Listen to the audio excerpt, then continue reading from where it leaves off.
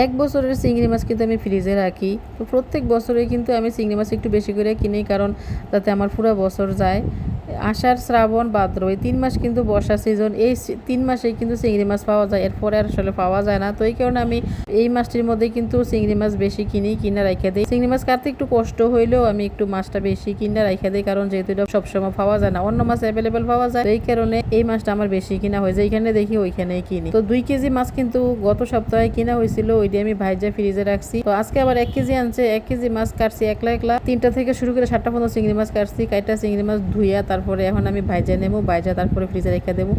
আমি 8 কেজি চিংড়ি মাছের মধ্যে অর্ধেক রাখি ভাইজা, অর্ধেক রাখি হইলো কাঁচা আর কি।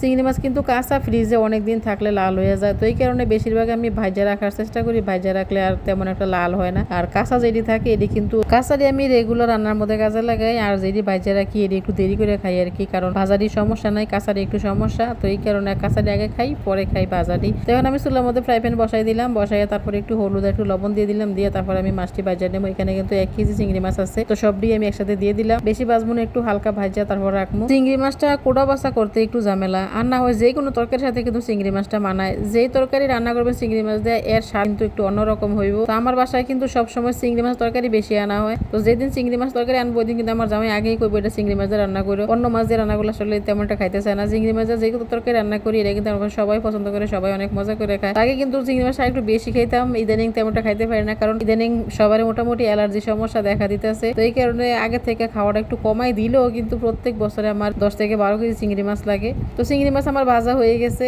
এখন আমি একটা বক্সে ভরে নিতেছি। পলিথিনে রাখতে পারতাম, কিন্তু পলিথিনে রাখবো না, কারণ পলিথিনে রাখতে খুঁজে পাওয়া যায় না। তো এই কারণে আমি বক্সে নিলে বক্সটা বাইর করে আমার যতটুকু দরকার অতটুকু নিতে পারি, আসলে তেমন বরফ হয় না। তো এখানে আমার 1 কেজি চিংড়ি মাছ 2 বক্স হয়েছে, বড় বক্সে একটা, ছোট বক্সে একটা। আর যেটি পিচি পিচি আছে এটি রেখে দিলাম, এটি দিয়ে ভর্তা করবো। চিংড়ি মাছের ভর্তাও কিন্তু অনেক মজা।